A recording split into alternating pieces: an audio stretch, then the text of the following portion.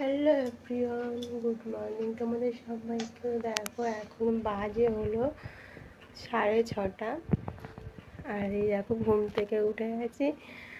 আর এবার যাবো চান করতে। আর আমার ছেলের অবস্থা দেখো, আজকে সকাল সকাল উঠে গেছে। ও বাবা, তুমি কি করো? কি করছো তুমি? এদিকে তাকাও একটু। বাবা তুমি কি করো? ওটা কি? কি ওটা? উ, ওটা